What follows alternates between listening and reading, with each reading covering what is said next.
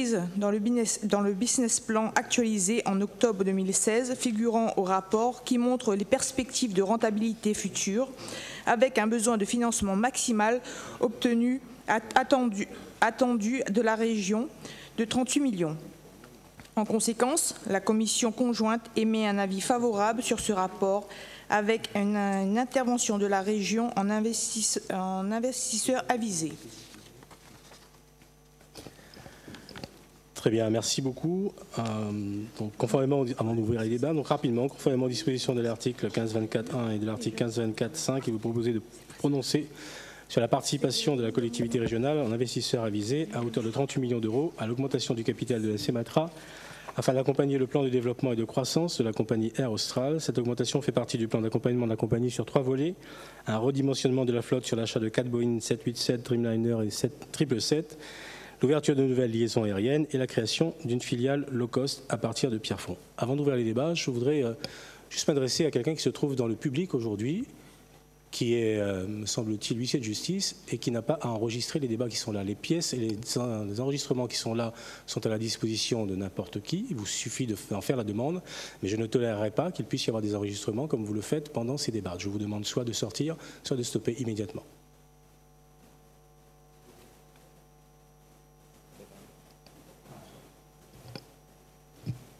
J'attends une réponse de votre part.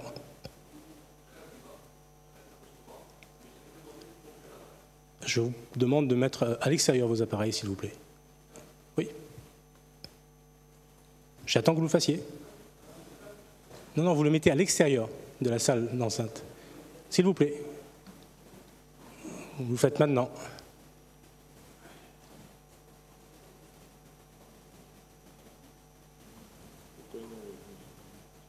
Très bien. Et vous ferez un courrier pour demander les pièces, donc les retranscriptions qui sont publiques. Merci. Le débat est ouvert, je vous en prie. Qui souhaite s'exprimer sur ce rapport? Madame Bello, je vous en prie. Monsieur le Président, dans le cadre de ce rapport, vous nous demandez d'approuver l'augmentation du capital de la CEMATRA à hauteur de 38 millions d'euros sur un total de 48 millions d'euros. Vous savez, depuis la création de la CEMATRA, le 8 mars 1990, toutes les décisions stratégiques d'Air Austral se sont traduites par une augmentation de la participation de la CEMATRA. En 2003, c'était la décision de desservir Paris depuis La Réunion avec une augmentation du capital de 7 360 000 euros. En 2012, les difficultés d'Air Austral avec risque de faillite, une augmentation du capital de la CEMATRA de 67 19 976. L'augmentation proposée aujourd'hui porterait le capital à un peu plus de 115 millions.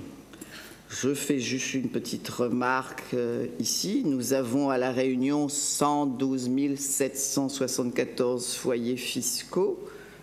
Chaque foyer fiscal contribuerait donc à hauteur de 886,70 € à Air Austral, même à s'acheter un billet qui ne s'achètera pas avec cette participation. La participation publique actuelle est de 84,9% au capital de la CEMATRA, correspondant à la limite fixée par la loi de 85% selon l'article L 1522-2 du Code de la CGCT, soit 15% de participation privée minimale. Ma première question est de savoir qui sont les privés qui vont souscrire à cette augmentation de capital. La CEMATRA a pour activité unique de financement d'Air Austral. Pour cela, elle procède à l'augmentation de son capital par des apports financiers transférés ensuite à Air Austral. Avec un tel système, toute concurrence supplémentaire à Air Austral, toute modification négative de la structure de ses charges risque d'entraîner des conséquences financières sur la région, pour l'essentiel. Aussi, Madame la Présidente, pour le Conseil départemental, en effet, si le financement public via la CEMATRA d'Air Austral atteint aujourd'hui 97,82% selon la Chambre régionale des comptes. En cas de souci, les actionnaires devront se porter garant et donc nous avons une société privée, Air Austral, qui est garantie par des deniers publics via la CEMATRA. Ma deuxième question, quelles sont les garanties pour les fonds publics qui nous concernent que le gouffre financier ne s'agrandisse pas d'année en année? Par ailleurs, je me rappelle qu'en 2012, vous avez usé de la technique du coup d'accordéon avec la CEMATRA pour renflouer Air Austral, mais vous ne disposiez pas à l'époque de l'accord préalable de l'Assemblée pour la réduction du capital de la CEMATRA, motivé par les pertes. La loi indique bien la modification de la composition du capital d'une société d'économie mixte locale qui ne peut intervenir sans une délibération préalable de son assemblée délibérante approuvant la modification. Tout ça, j'en conviens. Pour tous ceux qui écoutent, c'est un débat qui est un peu technique. Cette fois, vous consultez notre assemblée parce que, vous le savez, tout le monde se rend compte, le paysage aérien change avec le low-cost. Dans ce bouleversement, je crois que notre stratégie, la stratégie mise en œuvre n'est pas à la hauteur. La compagnie Air Austral doit être la compagnie des Réunionnais. À ce titre, elle aurait dû intervenir plus fortement, vous conviendrez avec moi, pour faire baisser le prix du billet d'avion, notamment entre la France hexagonale et la Réunion. Vous avez refusé d'opter pour cette stratégie attendue par tous les Réunionnais. Vous avez refusé une stratégie pour faire voyager les Réunionnais à moindre coût en baissant directement le prix du billet. Vous avez choisi, comme pour beaucoup de choses, parce que c'est du court-termisme qui se passe dans cette Assemblée, une stratégie de court terme, une stratégie électoraliste, celle consistant à utiliser l'argent des Réunionnais pour financer leurs propres billets d'avion. Cette stratégie inflationniste sur le billet alourdit chaque année les comptes de la collectivité.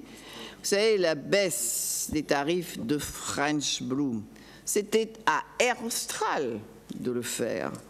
Aujourd'hui, vous êtes pris à votre propre piège. En effet, pendant quelque temps, les millions de la continuité ont pu bénéficier à Air Austral sans toutefois faire baisser le prix du billet, bien au contraire. Avec l'arrivée des concurrents qui bousculent le marché avec des prix bas, votre stratégie court-termiste se retourne contre vous, contre Air Austral. Et c'est pourquoi vous êtes aujourd'hui dans l'obligation de demander d'augmenter à nouveau le capital de la CEMATRA, donc d'Air Austral. En effet, les 20% des nouvelles capacités mises sur le marché par la nouvelle concurrence seront financées directement par de l'argent public, par l'argent des Réunionnais. Ainsi, nous allons arriver à une situation ubuesque où les Réunionnais payent pour leur continuité territoriale, ils payent pour renflouer Air Austral, comme je l'ai dit tout à l'heure, et ils payent aussi pour la concurrence qui va plomber les comptes d'Air Austral. C'est une situation incroyable qui rejoint ma deuxième question sur les garanties. Jusqu'à quand? Jusqu'à quand cela va-t-il durer? En n'intervenant pas directement sur le prix du billet, comme les autres le font actuellement, vous avez mis la compagnie réunionnaise dans une situation inextricable. Vous allez financer les concurrents d'Air Austral qui ont bien évidemment flairé la bonne affaire, qui ont bien évidemment flairé l'aubaine. Vous faites peser une épée de Damoclès sur les 1000 salariés d'Air Austral ainsi que sur les finances publiques. C'est une si belle compagnie, la compagnie Air Austral, avec des pilotes réunionnais, des pilotes qui ont été formés ici, avec un personnel qui, j'espère, reste toujours un personnel réunionnais. Cette situation que l'on vit, c'est une fuite en avant et elle avait été prédite par la Chambre régionale des comptes et nous y sommes. Ma troisième question. Va-t-on enfin avoir une vraie politique sur le prix du billet d'avion pour que, d'une part, les Réunionnais bénéficient d'une vraie continuité territoriale et d'autre part que l'on n'en vienne pas à financer la concurrence à la compagnie régionale. J'espère que vous me répondrez, Monsieur le Président. C'est une situation difficile. Je vous remercie. Très bien, merci beaucoup, Madame Bello, de votre intervention. Est-ce qu'il y a d'autres interventions? Madame Bélézin, je vous en prie. Merci, Monsieur le Président. Monsieur le Président, vous nous dites dans ce rapport, allons mettre de l'argent supplémentaire dans Air Austral pour accompagner son plan de développement. Alors, bien sûr que je souhaite qu'Air Austral se développe, parce que comme beaucoup de Réunionnais, j'aime Air Austral. C'est une compagnie qui travaille très bien, du personnel très agréable et très qualifié qui fait la fierté de la Réunion. Mais aujourd'hui, au lieu d'aider sur le long terme Air Austral, l'orientation que vous prenez causera, in fine, la fin d'Air Austral. Je pense que vous avez sûrement manqué à l'exigence que représente l'innovation, à la fois pour maintenir au service des Réunionnais une compagnie aérienne réunionnaise qui puisse aussi faire face aux règles imposées par le marché. Et je crois malheureusement que vous persistez dans l'erreur en vous maintenant dans une démarche passive au lieu d'être proactif pour les Réunionnais et pour la Réunion. Et ça ne peut pas emmener sur le chemin du succès. Vous n'avez cessé d'injecter de l'argent à fonds perdu dans cette compagnie en fonctionnement, alors que des choix d'investissement auraient permis d'asseoir une assise solide à cette compagnie. L'achat d'avions, au lieu de les louer, aurait été par exemple salutaire. À quoi donc servira cette nouvelle recapitalisation? S'agissant du prix des billets, vous l'avez répété à de multiples reprises, que baisser ne serait-ce que quelques euros le prix des billets dégraderait dangereusement la situation financière d'Air Austral. À quelques mois de l'arrivée d'une nouvelle compagnie low cost long courrier, pour ne pas la nommer French Blue, voilà qui nous est indiqué, et je vous lis le rapport, cette compagnie devrait générer 20% de capacité supplémentaire, ce qui va nécessairement modifier l'équilibre actuel du marché. Soit la demande suit parce qu'elle est suffisamment stimulée par des tarifs attractifs, soit en cas de surcapacité, les transporteurs défendent leur part de marché avec une baisse des prix ou encore réduisent leur capacité.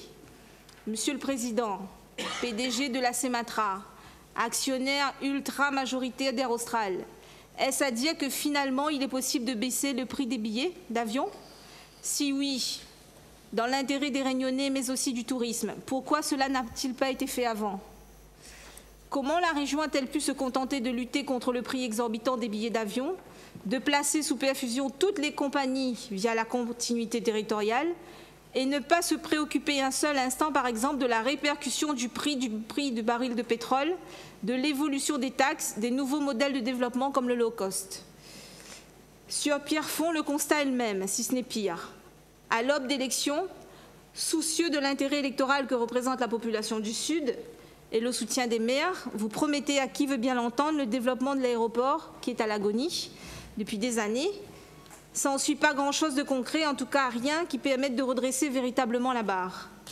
Concernant votre promesse de compagnie low cost, je cite, « Monsieur Mallet, patron d'Air Austral, a tenu comme propos lundi soir dans un bureau à Saint-Leu, créer un low cost long courrier serait la mort annoncée d'Air Austral. » Je répète, M. Mallet, lundi soir, a dit « Créer un low-cost long courrier serait la mort annoncée d'Air Austral. » Donc, si une compagnie low-cost il y a, ce n'est pas pour aller à Paris. Ça sera une compagnie dans la zone océan Indien. C'est encore une fois une illusion qu'on fait croire aux Réunionnais, un mensonge de plus. Vous n'arrêtez pas de dire depuis des années que Air Austral va bien. Alors pourquoi aujourd'hui injecter encore autant d'argent en coupant en plus sur le BTP local? En plus, est-ce que tout le monde est au courant que sur ces 40 millions d'euros, il y a 25 millions d'euros qui vont partir directement en compte courant associé sans attendre la recapitalisation? Ça peut paraître anodin, mais ça n'est pas anodin, Monsieur le Président. C'est parce qu'en réalité, Air Austral est à bout de souffle. Et si ce n'est pas mis rapidement en compte courant associé, Air Austral aura de graves problèmes immédiatement. C'est donc aussi aujourd'hui une question de temps. Pouvez-vous attendre la recapitalisation avant de verser les fonds? Oui ou non? Aujourd'hui, les capitaux propres de la compagnie sont dans le rouge, pour reprendre les termes du patron d'Air Austral ce lundi soir. Qui dit la vérité? Vous, hier en conférence de presse, ou le patron d'Air Austral? J'ai aussi une question pour Madame la Présidente du Conseil général. Je sais, vous, Madame, que vous allez certainement nous dire la vérité. Madame la Présidente, avec la loi NOTRe, on sait très bien que vous n'avez plus la compétence économique. Et comme vous êtes dans Air Austral, est-ce que vous allez aussi pouvoir abonder ou pas? Si vous ne pouvez pas abonder, qu'est-ce que vous allez faire? Vous allez revendre vos parts à des privés ou à la région? Je vous pose cette question parce que j'ai su aussi que vous avez fait part de cette inquiétude-là lors de votre vote à ce sujet au Conseil départemental et j'aimerais donc ici ce matin avoir confirmation de votre position. Merci, Monsieur le Président. Bien, merci beaucoup. D'autres interventions? Monsieur Virapoli qui souhaitait intervenir, Madame Gobalou, Madame Murin, Monsieur Poirot. Attendez, je vais noter. Je vais répondre aussi à la question. Monsieur le Président, mes chers collègues, je ne vais pas faire une réponse sur le plan comptable parce que je n'ai aucune qualité pour le faire. Je vais vous proposer une réflexion sur le plan politique. Je voudrais d'abord rendre un hommage au docteur Pierre Lagourgue qui a créé Air Austral et qui a pris cette initiative avec beaucoup d'intelligence tout en mesurant les risques. Je voudrais aussi signaler qu'avant Air Austral, Pointer, AOM ont échoué dans cette expérience. Je voudrais rendre un hommage à tous ceux qui ont conduit les destinées d'Air Austral au point où se trouve cette compagnie aujourd'hui. Et en tant que simple réunionnais, même pas élu, je suis fier de la qualité de service, de l'engagement du personnel d'Air Austral, qui est un fleuron et qui fait partie du patrimoine réunionnais maintenant. Et que je vois Air Austral avec le logo sur le fait que nous fassions partie du patrimoine mondial, ben ça, c'est une fierté. Deuxièmement, c'est 1000 personnes, un peu moins, qui travaillent à Air Austral. Et les conventions collectives d'Air Austral, et je commence à apporter un élément de réponse, je ne veux pas polémiquer, sur les compagnies low cost, c'est que le traitement du personnel d'Air Austral n'est pas celui des compagnies low cost. Tout le monde sait dans la salle que sur le moyen courrier, comme sur le long courrier, et le patron de French Blue l'a dit, moi, je vais les faire travailler plus et ils n'auront pas les mêmes droits que Air France ou le personnel d'Air Austral, où on défend une qualité de service et une qualité humaine d'employer le personnel, où on défend ce que font souvent les low cost, que je ne critique pas non plus. Le troisième élément que je voudrais rajouter à cette analyse, c'est que si vous regardez ce dossier éminemment complexe, il faut se souvenir qu'un avion, ça décolle d'un point donné, ça vous paraît évident, mais ça doit atterrir, si possible, avec les passagers vivants, à un autre point donné. Ce qui veut dire que sur le long courrier, 10 000 km, il y a des normes d'entretien des avions, parce que je me suis entretenu depuis longtemps avec ces compagnies, et ils m'ont dit, monsieur, on peut baisser les tarifs, mais il faut baisser le personnel, il faut baisser la qualité de service, il faut baisser les rythmes d'entretien, même si c'est prévu par les services de l'aviation civile, à un rythme très resserré en France pour être reconnu. Quand vous mettez tout ça bout à bout, et vous voyez que vous n'aurez pas la solution au problème d'Air Austral ou des autres compagnies qui relient la Réunion à l'Europe, et je commence à poser le problème, qui relient la Réunion à l'Europe, si on ne pose pas le problème de la continuité territoriale. Cette collectivité qui porte avec le conseil départemental Air Austral et qui lui permet d'employer 1000 personnes et de relier la Réunion, et à l'époque où le docteur Lagourgue avait créé cette compagnie, après s'être battu pour Pointer, je me souviens, puisque j'étais à ses côtés, mais je n'ai pas participé à la création d'Air Austral, puisque j'étais au Conseil général, mais assis au Conseil général, on avait apporté les capitaux, effectivement. Je me rappelle que l'objectif, c'était de mettre Air France au pas. Rappelez-vous du moment où on rentrait dans les avions d'Air France avec son petit panier en classe voyage pour tous. Tout le monde se souvient de ça, en tout cas les anciens. Air Austral a permis d'ouvrir la Réunion sur le monde. Mais la région ne peut pas tout, le département ne peut pas tout. Alors, nous réfléchissons ici dans cette collectivité dans le cadre de notre travail. Et à partir des traités de Rome, de Maastricht notamment, et M. Juncker a dit à la télévision, ce n'est pas la peine de faire le savant de citer les traités, M. Juncker a dit l'Europe repose sur la libre circulation des biens, des personnes, des services et des capitaux. Services, personnes, est-ce qu'il y a une libre circulation entre l'Europe et nous? Ben non. Ben non, parce que pour prendre un avion qui fait 10 000 km, ce n'est pas un avion. Si je prends le point le plus éloigné de l'Europe à un autre point continental, ça fait 3 000, 3 500 km. Ça ne fait pas 10 000 km, ça ne fait même pas 3 000 km.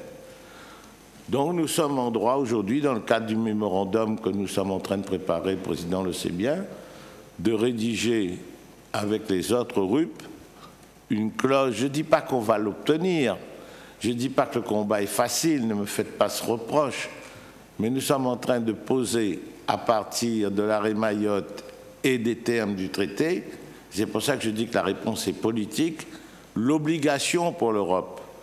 Comme l'Europe le fait dans le programme POSEI, quand vous importez une tonne de tourteaux de soja pour faire l'aliment du bétail, l'Europe subventionne le transport.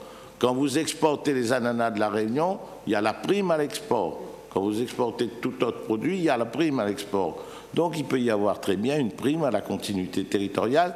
Et dans le dossier que nous préparons, nous le prévoyons ou en fonctionnement ou en investissement. Basculer de l'eau de l'Est en Ouest, ça ne fait pas 10 000 km, mais ça a coûté 2 milliards et l'Europe a financé largement ce basculement. Mais relier la Réunion, le Nord et le Sud, ça relève aussi de la continuité et je pense que le dossier est défendable. Ne me faites pas dire ce que je n'ai pas dit. Depuis l'arrêt Mayotte du 15-12-2015, vous avez vu que le président a rencontré M. Juncker, je l'ai rencontré aussi. Nous avons tenu à Funchal, avec le président, une réunion avec les autres RUP, et tous les RUP sont d'accord pour tirer les conséquences juridiques de l'arrêt Mayotte. Sur le plan politique, c'est marqué dedans, sur le plan politique, nous rédigeons un mémorandum et le premier article du mémorandum, c'est la continuité territoriale et la libre circulation des personnes et le rôle que l'Europe doit jouer là-dedans. L'État s'est retiré et notre collectivité, je dis vote parce que je n'étais pas là en 2015, mais la région a endossé la totalité des dépenses, très élevées. Je pense qu'il ne faut pas faire le procédé austral, je pense qu'il ne faut pas rentrer dans une comptabilité, je pense que les notions juridiques, il y a suffisamment de juristes pour nous aider à parcourir le chemin pour sauver Air Austral. Mon intervention, c'était simplement pour dire, sauvons un fleuron du patrimoine réunionnais qui est notre fierté, qui fait travailler beaucoup de monde, qui a obligé Air France à améliorer la qualité de service à la Réunion. Et puis Air Austral va nous ouvrir sur l'Afrique, va nous ouvrir sur l'océan Indien. Allons débattre à Bruxelles pour que cette compagnie, toute compagnie basée dans un RUP, qui a son intérêt social et moral dans une RUP, soit aidée par l'Europe, ou en fonctionnement ou en investissement. Les études ne sont pas suffisamment avancées pour qu'on puisse conclure, mais ça me paraît être une piste que je voulais vous indiquer dans les réflexions qui ont été menées, et je n'ai pas de polémique avec personne sur ce sujet. Voilà. Merci beaucoup. Madame Gobalou qui avait demandé la parole, Madame Ouareau-Murin, Monsieur Bédier, Monsieur Anda. Merci, Monsieur le Président, de me donner la parole. Moi, je vous rejoins, Monsieur Virapoulet, il faut sauver cet outil. C'est quand même, Air Austral est quand même une compagnie qui emploie 1000 personnes. Et c'est aussi une façon pour nous, à La Réunion, de valoriser aussi une société réunionnaise qui s'est engagée dans le transport aérien. Mais, Monsieur le Président, je m'interroge sur cette recapitalisation de la CEMATRA, recapitalisation qui n'a pas été validée par le Conseil départemental par rapport à la loi NOTRe. et au transfert de compétences en direction du Conseil régional. Ma question, Monsieur le Président, avez-vous tenu compte de l'avis de la CRC sur cette recapitalisation ? Et puis, j'ai aussi une deuxième question, puisque nous devons aussi agir de manière intelligente. Et la collectivité régionale, Monsieur le Président, je ne pense pas si cette recapitalisation servira à faire l'acquisition d'appareils que d'autres pays n'en veulent pas, puisqu'il s'agit là aussi de garantir la sécurité des passagers. Et une dernière question, quels seront les apports pour l'aéroport de Pierrefonds qui connaît une baisse de rotation, une baisse de passagers, et cette recapitalisation profitera à qui?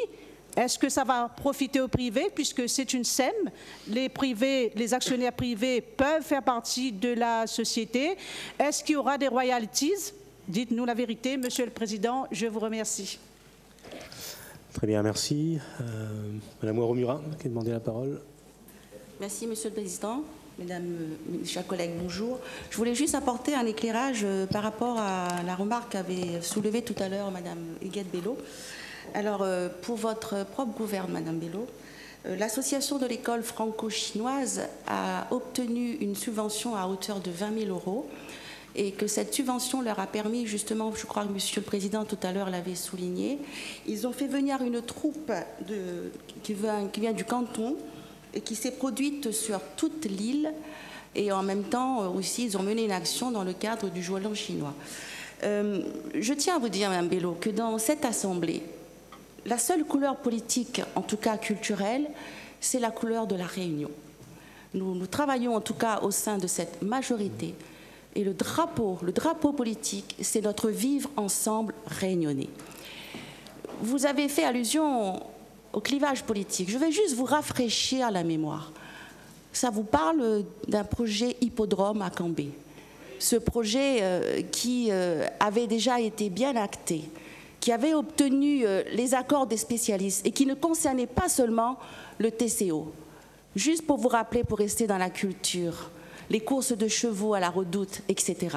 C'était un projet qui allait justement non seulement revaloriser une part de notre culture en alliant les pays de la zone de l'océan Indien, mais c'était aussi un projet qui allait apporter de l'emploi à la Réunion. Et comme l'a souligné tout à l'heure ma collègue, Madame Nadia Ramassamy, ne venez pas raconter des mensonges au sein de cette Assemblée. Nous travaillons ici pour faire avancer la Réunion et en matière de politique culturelle, comme je l'ai dit, faire en sorte que notre vivre ensemble réunionnais soit respecté. Et la couleur de notre politique, c'est la Réunion. Merci.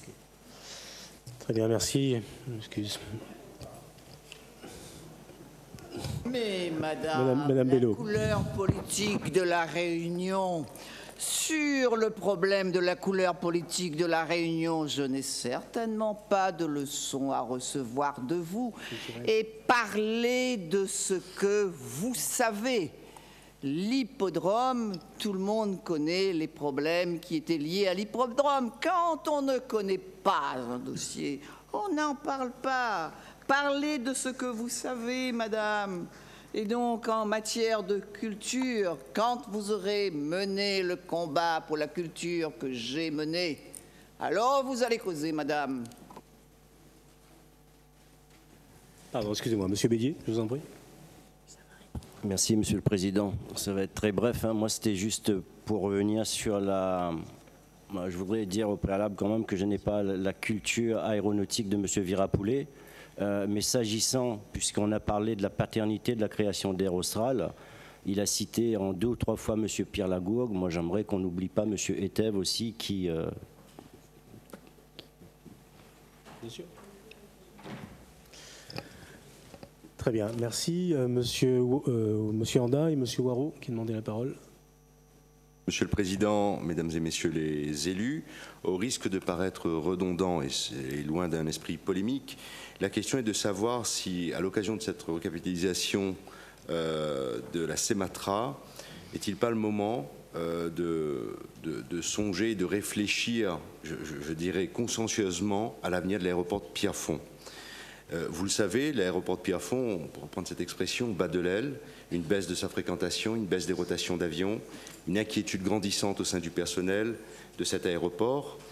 Et vous avez été par ailleurs interpellé par des maires sudistes qui relayaient au fond l'inquiétude des habitants du Grand Sud, une inquiétude au fond qui transcende tous les clivages politiques et qui est partagée par l'ensemble des élus et des habitants du Sud concernant l'avenir de cet aéroport qui est également une structure, un outil de développement économique et on pense notamment en matière touristique.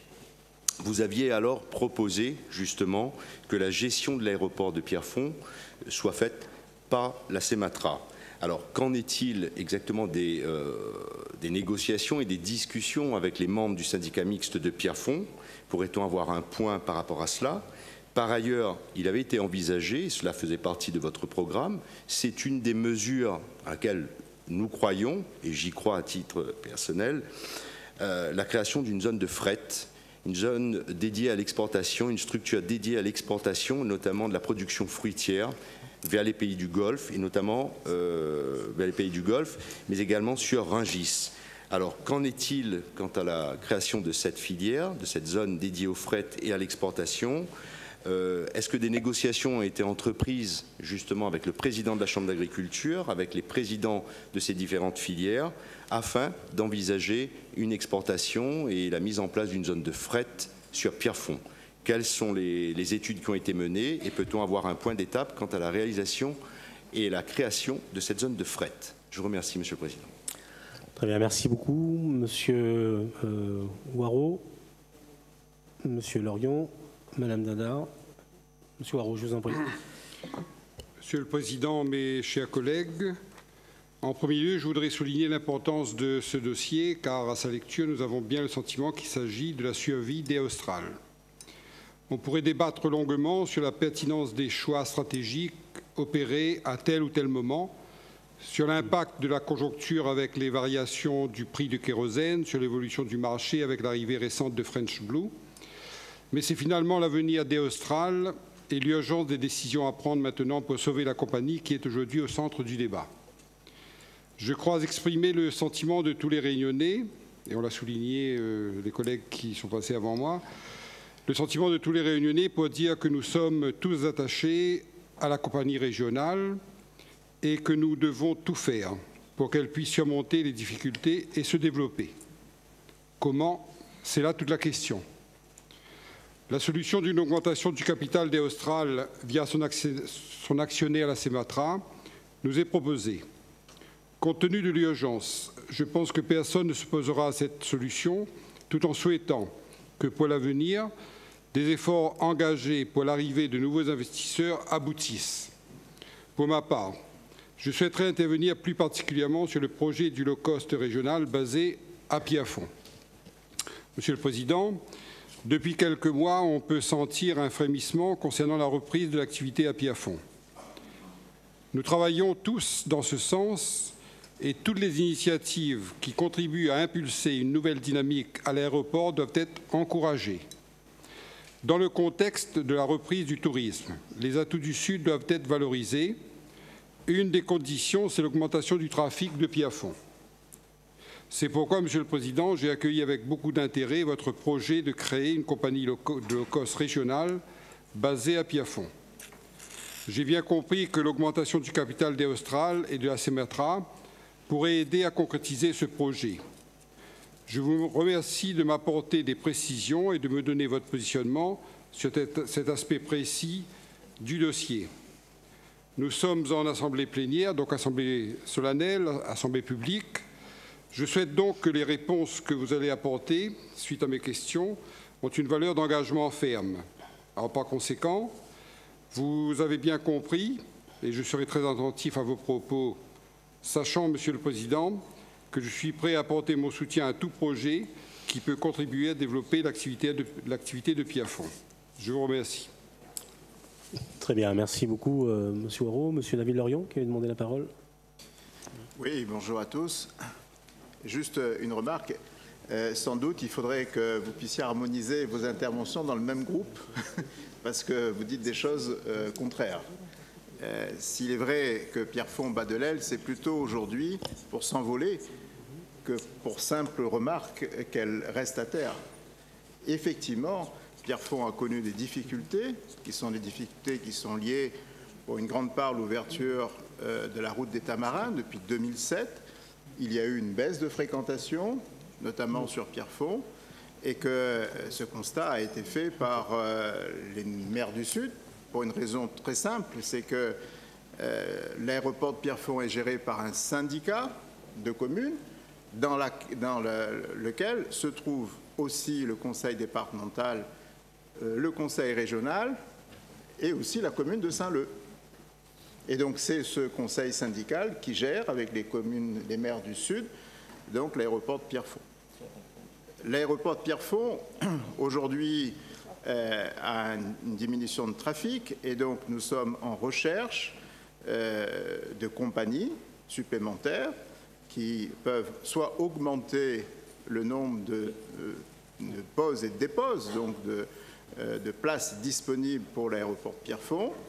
C'est aujourd'hui des choses qui ont été faites puisque l'ensemble des maires du Sud, sous l'impulsion de Michel Fontaine, notamment le maire de la Civis, a conclu un accord avec Air Mauritius. Air Mauritius a doublé le nombre de vols prévus donc sur l'aéroport de Pierrefonds. Ça va se mettre en place dans les mois qui viennent avec la possibilité donc que nous passions aujourd'hui à plus de 80 000 passagers par an à plus de 120 000 passagers par an avec la mise en place de cette convention qui est déjà signée, notamment avec Air Mauritius. Air Mauritius aussi a accepté de mettre à disposition du fret de l'ordre de 30 tonnes de fret, notamment entre Pierrefonds et Maurice. Reste aux opérateurs économiques de remplir évidemment ces soutes pour qu'il y ait ce flux notamment de fret entre Maurice et l'aéroport de Maurice. Ce sont des choses qui sont tout à fait possibles puisque nous avons évidemment une production qui est une production locale importante et nous avons aussi, notamment, on va en dire peut-être un mot tout à l'heure, dans le cadre des filières réunionnaises très importantes, la filière notamment sur la volaille, la capacité de fournir notamment l'île Maurice avec des volailles pays sur lesquelles on a aujourd'hui toute la filière organisée qui peuvent alimenter ce flux notamment de fret entre Maurice et La Réunion. Il y a des accords qui ont été aussi signés avec d'autres compagnies. Alors l'idée ici, ce n'est pas de dévoiler tous les accords qui ont été signés, puisque c'est évidemment le travail du président du syndicat mixte de Pierrefonds, qui est M. Mallet, mais avec un T, d'accord, puisqu'il y a quelques confusions sur Mallet avec un E et Mallet avec un T. Et donc je peux vous assurer que Mallet avec un T croit fermement, d'une part, aux conventions qui sont déjà signées, et forcément approuve toutes les décisions qui peuvent permettre à d'autres compagnies low cost ou pas du reste, de venir s'implanter à Pierrefonds. L'initiative d'Air Austral ne peut être qu'approuvée, même si elle va se faire naturellement dans le temps. Et je pense que tous les maires du Sud sont extrêmement contents du travail et de la collaboration, d'une part avec les compagnies aériennes, et puis d'autre part avec Air Austral. Je vais vous dire juste une chose sur laquelle je suis très attentif. On a toujours tendance à condamner ce qui ne fonctionne pas dans l'instant. Ça a été le cas pour le rail dans les années 60. On a dit, mais puisque ça ne fonctionne pas, on va cesser le rail. On voit bien que ça n'a pas été une bonne décision. Toute infrastructure publique, toute infrastructure structurante, comme un port, comme un aéroport, comme des rails, comme une route, lorsque ces infrastructures sont construites, il faut faire attention de ne pas les supprimer trop vite. Il faut faire attention, au contraire, de les porter, puisque je suis sûr que même si nous ne serons plus là dans 20, dans 30 ou dans 40 ans, cet aéroport de Pierrefonds jouera un rôle stratégique très important dans la desserte notamment régionale, dans la desserte des îles Vanille, dans la desserte du continent africain. Nous aurons besoin des portes de sortie, nous aurons besoin d'un aéroport low cost, quelque part sur La Réunion, parce que nous savons tous déjà que le nombre de flux, le nombre de trafic et le nombre de passagers et de marchandises dans la zone va exploser dans les 20 ou 30 ans qui viennent. Et je peux vous assurer que je suis moi personnellement très confiant dans l'aéroport de Pierrefonds avec les accords qui sont en train d'être signés. Merci. Merci beaucoup Nabil Lorion. Nassima Nadar. Merci. Je vous en prie, avant de laisser la parole à Madame Nadar, je vous en prie. Non, mais je vous en prie, Madame Ballot. Si vous voulez... Oui, après, Monsieur le Président, le bel exposé de notre collègue sudiste David Lorion, moi je voudrais revenir effectivement sur l'aéroport de Pierrefonds et la responsabilité politique des élus du Sud de l'époque qui ont quand même décidé de créer cette SEM de Pierrefonds. Droite et gauche se sont réunis justement pour mettre en place, pour créer cet aéroport de Pierrefonds. Les maires du Sud se sont mis ensemble en dépassant les clivages politiques. Et je sais que, il arrive que la région reste quand même réticente sur les demandes d'aide de l'aéroport de Pierrefonds. Même si nous avons validé les 2 subventions fonctionnement et investissement pour la société d'économie mixte de Pierrefonds, ne remettez pas en cause l'autorité de gestion, puisque il est aussi question d'avoir cette autorité de gestion. Laissez les élus du Sud travailler. Moi-même, je siège au conseil municipal de Saint-Pierre et à la Civis en tant qu'élu de l'opposition, mais dans une opposition constructive, puisque quand il s'agit de faire gagner les communes du Sud et de faire avancer Saint-Pierre, je vote favorablement. Alors, je sais qu'il est question de revoir l'autorité, l'AOT, en matière de Pierrefonds. Voilà, je vous invite à réfléchir sur cette question et de faire aussi confiance aux élus du Sud, quel que soit leur bord politique. Merci. Très bien, merci beaucoup. Madame Nadar, je vous en prie. Oui, Monsieur le Président, merci. Quelques éléments de réponse par rapport à la position du Conseil départemental.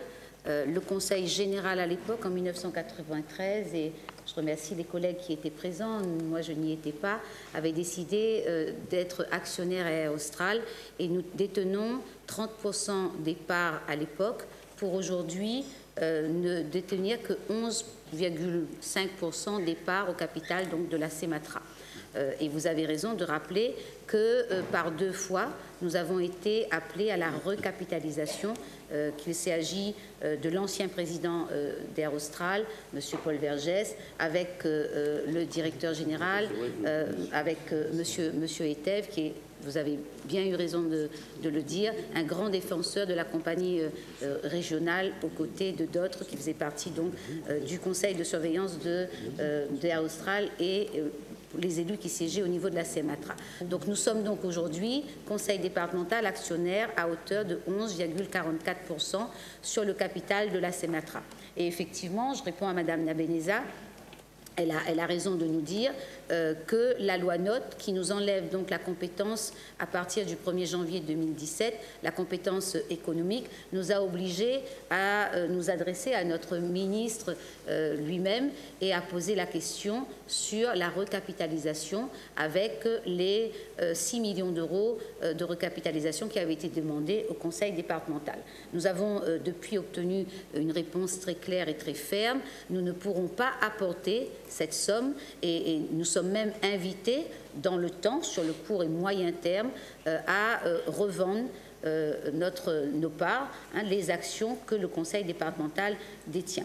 Et bien évidemment, j'ai saisi le président de région, nous avons déjà eu un certain nombre de discussions pour voir, et c'est une des options, à qui nous pouvons vendre, à des privés, mais pourquoi pas aux syndicats, puisque si nous sommes tous d'accord, nous voulons développer Pierrefonds, nous pouvons aussi, puisque nous sommes partie prenante du syndicat, minimum, mais ça serait de manière symbolique une façon pour les élus du département de défendre la bannière de cette compagnie régionale qui est, et je veux vraiment le dire aujourd'hui, une très bonne compagnie. Je ne reviendrai pas sur tous les éléments qui ont été apportés par monsieur le vice-président Jean-Paul Virapoulet.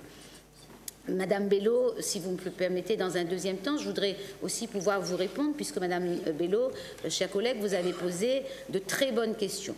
Il me semble cependant que vous n'avez pas apporté les bonnes réponses à ces questions qui ont été posées.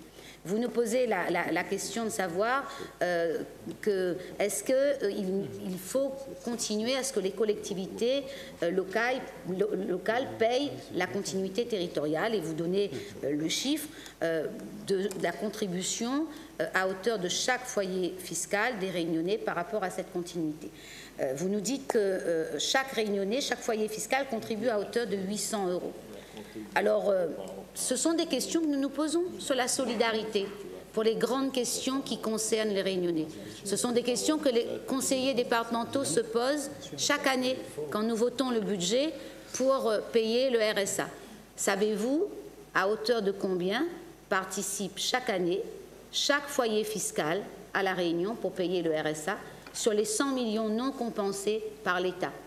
Eh bien, chaque foyer fiscal, Mme Bello, paye 3 333 € pour compenser ce que l'État ne paye pas. Parce qu'il s'agit bien d'une responsabilité qui est donnée aux élus locaux de se dire payons-nous ou pas le RSA à chaque Réunionnais qui a droit?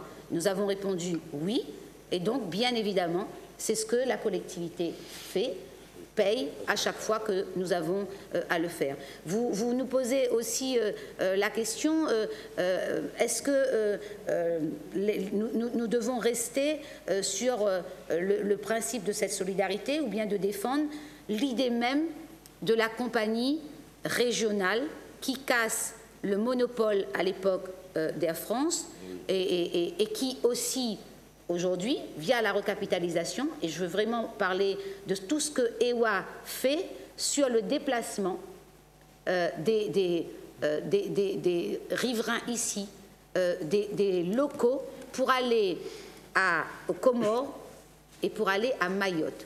Si demain EWA Air Austral ne mettait pas les lignes pour permettre à tous ceux qui veulent aller aux Comores, à Mayotte, de voyager, eh ben, ils ne pourraient prendre l'avion qu'une fois par semaine pour se rendre dans les pays limitrophes. Et moi, je souhaite que même avec Maurice, nous puissions continuer à avoir des vols plus réguliers. Je suis d'accord qu'il nous faut payer des billets moins chers sur les déplacements au niveau régional comme sur les déplacements au niveau national avec l'Hexagone. Et puis, je voudrais également rappeler toujours sur le principe de la solidarité locale, qu'à chaque fois que les compagnies aériennes privées ont eu des difficultés financières, ont fermé boutique, lors de la fermeture d'AOM, je veux rappeler que la région Réunion et le conseil départemental, sur la demande de l'État, nous avons remboursé les billets d'avion de tous ceux qui avaient payé les billets et qui ne pouvaient plus être remboursés. Et donc, les élus locaux ont toujours contribué, même dans les compagnies privées, à faire en sorte que le déplacement des Réunionnais soit assuré, parce qu'il s'agit d'une responsabilité politique. Nous avions été saisis par l'État à l'époque et nous avons apporté notre aide financière avec des rapports qui étaient passés en commission, en assemblée, en commission permanente du conseil régional de l'époque avec Paul Vergès qui siégeait ici et du conseil départemental de l'époque puisque j'y siégeais déjà. Enfin, pour répondre à la dernière question, comment va évoluer notre actionnariat? Donc, je le répète, nous allons vraisemblablement vendre les 11% représentent à peu près 8 millions d'euros d'investissement en somme globale. Nous réfléchissons via des privés, via la compagnie low cost et l'enjeu de Pierrefonds, via également la problématique de l'export, puisque là, le département, nous avons aussi un rôle et une compétence encore à jouer, principalement pour les filières agricoles. Et donc, nous croyons beaucoup à la possibilité de développer la filière avicole. On parle du marché africain, mais il faut aussi parler du marché comorien, puisqu'on sait que les Comoriens importent énormément de poulets via les grands mariages qu'ils célèbrent, et principalement du Brésil. Oui, il y a des marges de manœuvre. Oui, les élus locaux que nous sommes, nous devons véritablement apporter une vision globale quand il s'agit de la mobilité des Réunionnais, des Français que nous sommes. C'est aussi de notre responsabilité. Je vous remercie de votre attention. Merci beaucoup, Mme Nadar. Est-ce qu'il y a d'autres prises de parole, d'autres interventions sur ce rapport? Donc, je vais essayer d'apporter quelques éléments de réponse complémentaires par rapport à ce que différents collègues ont pu déjà faire.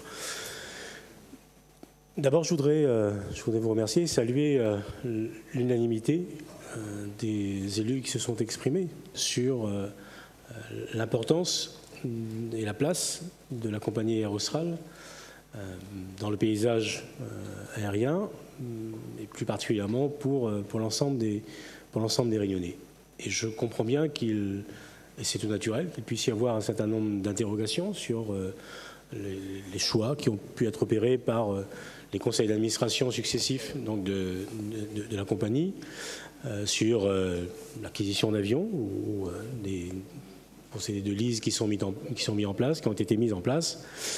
Mais c'est encore une fois ce que je voudrais retenir, c'est bien cette unanimité, ce consensus donc, sur ce dossier concernant la compagnie Air Austral, parce que en définitive, et vous avez raison, la seule vraie question que nous devons nous poser, c'est est-ce que les acteurs publics donc, que nous sommes, donc au Conseil régional aujourd'hui, est-ce que nous sommes dans une démarche qui est celle d'accompagner ou pas la compagnie Air Austral dans le cadre de son développement.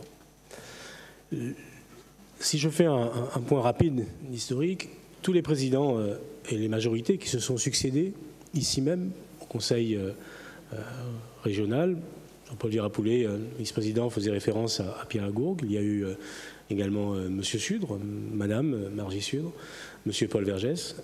Toutes ces majorités ont, à chaque fois que l'occasion s'est présentée, donc, apporté le soutien en tant qu'investisseur avisé de cette compagnie Air Austral.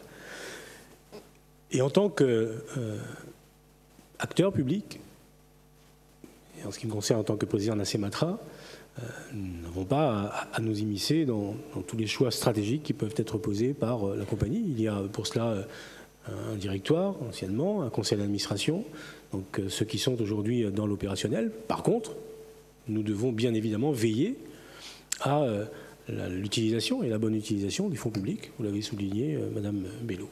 Et quels sont les critères donc, que nous devons essayer de mettre en lumière? C'est effectivement quelle est la situation aujourd'hui de la compagnie Air Austral. Est-ce que la dimension sociale, donc liée au personnel, une dimension qui est toujours prise en considération, il y a, vous le savez, un peu moins de 1000 salariés aujourd'hui au sein de cette compagnie, qui est quelque part la première compagnie, la première entreprise privée réunionnaise, en tout cas parmi les premières entreprises privées réunionnaises, avec, encore une fois, cette originalité historique qui est celle d'un capital qui est porté par les acteurs publics pour partie et pour un certain nombre d'acteurs privés pour l'autre. Donc c'est cet historique que nous avons aussi les uns les autres à prendre en considération lorsque nous avons aujourd'hui à prendre des décisions sur ce qui va se passer. Deuxième volet, on parle aujourd'hui effectivement d'une recapitalisation d'Air Austral en faisant référence, dans un passé récent, à la recapitalisation de 2012. Le contexte, les éléments d'analyse sont très différents aujourd'hui par rapport à 2012. Il ne s'agit pas aujourd'hui d'une opération de sauvetage de la compagnie Air Austral. Il s'agit d'accompagner aujourd'hui la compagnie dans le cadre de son développement, dans un contexte, un environnement sûrement différent, mais c'est surtout l'accompagnement au développement de la compagnie qui aujourd'hui est mis en perspective. En 2012, la situation, je vous le rappelle, était très différente. La compagnie essuyait un déficit de 87 millions d'euros. Et si nous n'étions pas intervenus en tant qu'investisseurs avisés en ce qui concerne la CEMATRA, ça aurait été effectivement la fin définitive de cette compagnie. Et donc la capitalisation qui était engagée en 2012 avait effectivement pour but de pouvoir faire en sorte que nous puissions tenir compte de ces éléments de déficit et considérer qu'en tant qu'investisseur avisé, avec justement les moyens qui avaient été mis en œuvre, les moyens publics qui avaient été mis en œuvre jusqu'à maintenant, que nous ne pouvions pas rester indifférents à la situation d'Air Austral. Qu'est-ce qu'il s'est passé en l'espace de 3 ou 4 ans? La compagnie a renoué avec les bénéfices, une situation financière aujourd'hui qui est stabilisée. Il n'y a eu aucun, je le rappelle, aucun licenciement. Et bien au contraire, nous sommes aujourd'hui dans une phase, donc si vous acceptez aujourd'hui, mes chers collègues, les uns les autres, cette recapitalisation, donc pour 2016, nous sommes dans une phase de plein développement donc, de la compagnie Air Austral. Et là encore, toujours en tant qu'investisseur avisé pour cette capitalisation qui est posée aujourd'hui en 2016. Troisième volet, quels sont les objectifs qui sont aujourd'hui recherchés?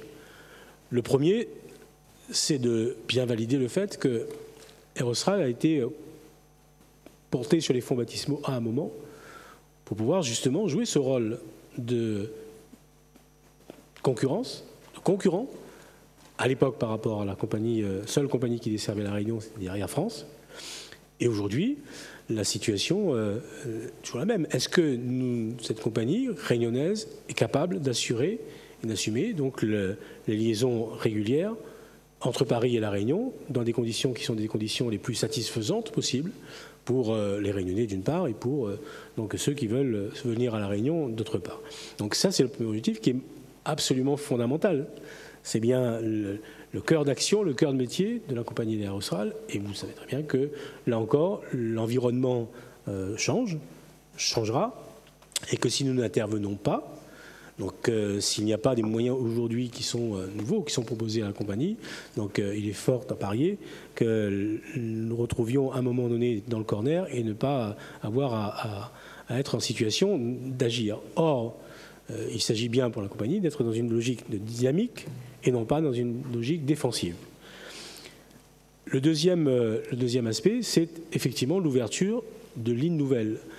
Toute la politique économique portée par la région vise à ce que nous soyons dans une démarche d'ouverture de la Réunion sur le monde. Et vous ne pouvez pas avoir d'ouverture sur le monde, aussi bien avec les pays de la zone océan Indien, du grand océan Indien, si vous n'avez pas les moyens de cette politique. Et parmi les moyens de cette politique qu'il faut avoir aujourd'hui, c'est bien sûr donc être assuré que nous pouvons permettre aux Réunionnais et à d'autres de pouvoir se rendre là aussi le plus facilement possible dans les autres pays, dans les autres îles de l'océan Indien. Il y a, vous le savez, un certain nombre de projets qui sont en cours d'examen, la liaison avec la Chine.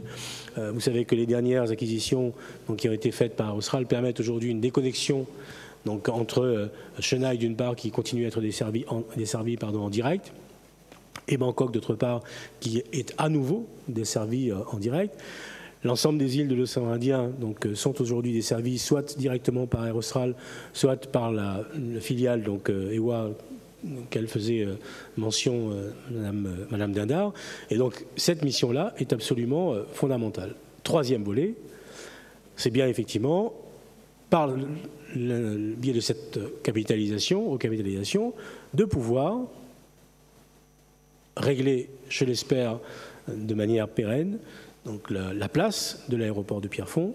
Et donc la compagnie low cost de l'océan Indien, peut-être demain une nation d'Air Austral, donc devra être une compagnie low cost basée à Pierrefonds, avec comme objectif prioritaire et complémentaire, non pas, Madame Méleza, de s'engager sur un low cost long courrier.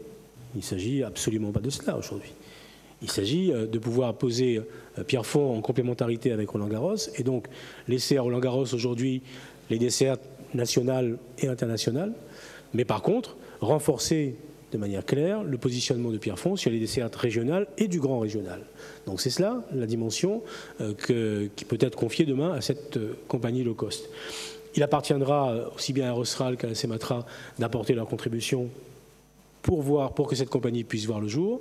Les études seront amenées et abouties au premier trimestre 2017, avec aujourd'hui, dans le calendrier qui a été envisagé, une première exploitation en 2018. Donc vous voyez que nous sommes sur un calendrier qui est un calendrier resserré, avec un objectif qui est un objectif clairement posé.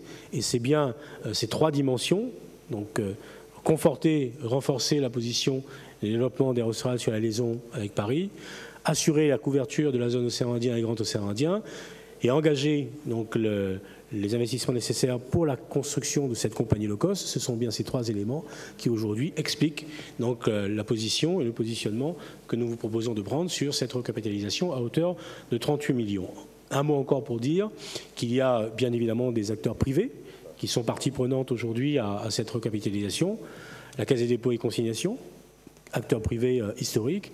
Et nous avons aujourd'hui, vous le savez également, donc, une lettre d'intention d'un groupe réunionnais qui souhaite ardemment participer donc, à cette recapitalisation. Donc, nous aurons sûrement l'occasion d'en reparler dans les semaines, dans les jours qui viennent. Mais cette logique, oui, madame, elle se l'aura faite dans toute transparence. Vous savez très bien que ces décisions sont des décisions qui exigent qu'elles soient prises ici même en assemblée plénière. Donc il ne peut pas y avoir espace plus transparent que celui-ci. Qu'elles soient prises également par la CEMATRA ou par le conseil d'administration donc d'Air Austral directement. Donc il est évident que ce sont des décisions qui sont des décisions majeures, qui engagent effectivement la collectivité régionale, pour lesquelles nous devons garder une vraie vigilance. Mais le choix, encore une fois, historique qui a été posé, de dire que ce sont les acteurs publics réunionnais, les collectivités locales, régions, départements, entre autres, qui portent donc en avant cette compagnie. Donc si nous voulons respecter cela aujourd'hui, nous devons continuer à agir, je me répète, en tant qu'investisseurs avisés, et donc de pouvoir accompagner donc, la compagnie en fonction de son rythme et de son volume de développement. Voilà ce que je pouvais peut-être apporter comme élément complémentaire par rapport à tout ce qui a pu être dit ici et là. Si vous en étiez d'accord, je vous propose de clôturer ce débat, et sauf si vous avez, Mme Lemeza, vous souhaitez intervenir? Suite à les différentes interventions et notamment vos explications, Monsieur le Président. Donc, vous dire que donc, nous ne pouvons pas donc, effectivement voter contre, parce que voter contre serait dire que nous ne voulons pas du développement d'Air Austral. Et comme on aime Air Austral, on est attaché à son personnel, aux emplois locaux, et parce que c'est aussi une fierté réunionnaise. Je pense que malgré le fait que vous êtes en train de tuer à petit feu Air Austral, je vous l'ai dit, parce qu'à un moment donné, vous n'allez plus pouvoir injecter à coups de millions d'euros, et au lieu d'avoir pris, quand il le fallait, les décisions anticipées qui soient pérennes, vous agissez en pompier. Mais en réalité, et à mes yeux, vous êtes un peu comme le pompier pyromane d'Air Austral. Vous allumez le feu, et après, pour éteindre, vous utilisez l'argent des Réunionnais et vous dites au personnel d'Air Austral, je vous ai sauvé. Dans le même temps, si l'opposition vote contre, vous allez avoir le beau rôle, encore une fois, de transférer la responsabilité de vos mauvaises décisions sur l'opposition, alors que c'est vous-même qui avez allumé le feu. Donc, vous promettez encore cette fois de redresser la barre. Permettez-moi d'en douter, mais malgré tout, on va vous accompagner. Mais à un moment donné, vous prendrez vos responsabilités en temps et en heure. Merci, Monsieur le Président. Très bien, merci, merci beaucoup. Je dis juste quand même que, et je vous remercie, chers collègues, de la responsabilité qui doit être la nôtre sur un dossier comme celui-ci.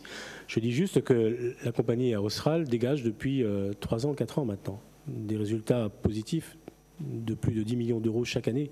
Et donc la question aujourd'hui n'est pas encore une fois celle d'un sauvetage de la compagnie, mais c'est bien celle, question qui est posée, d'accompagner la compagnie Air Austral dans le cadre de son développement sur les points que j'ai évoqués.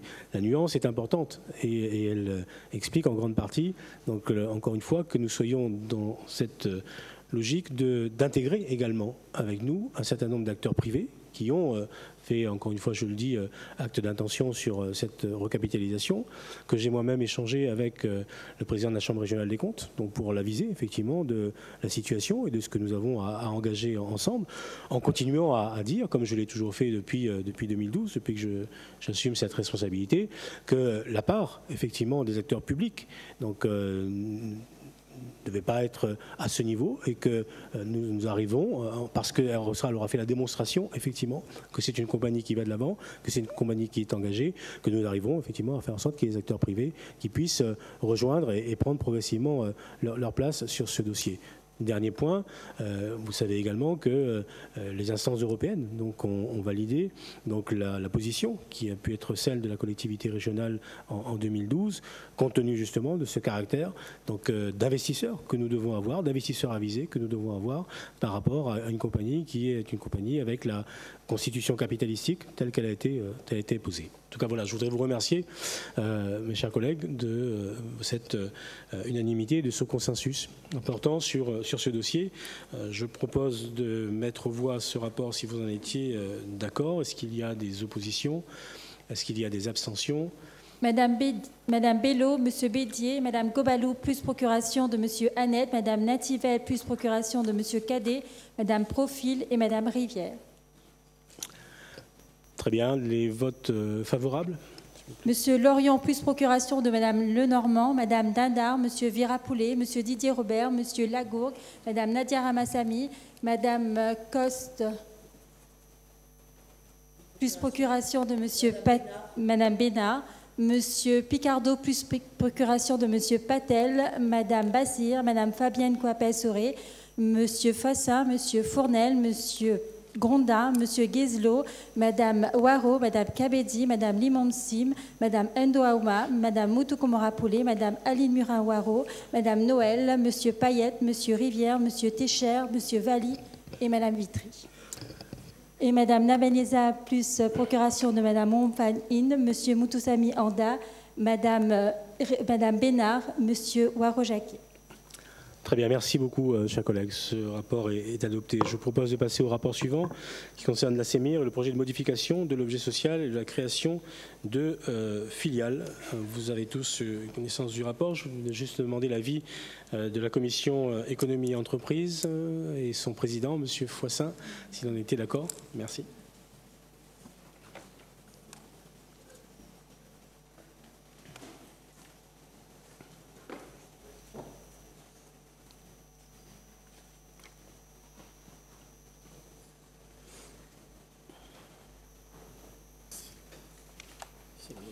Monsieur le Président, chers collègues, la Commission a émis un avis favorable sur l'adoption des nouveaux statuts de la CEMIR et la modification de son objet social. Pardon, c'est sur la CEMATRA. C'est ça, c'est CEMIR. CEMIR.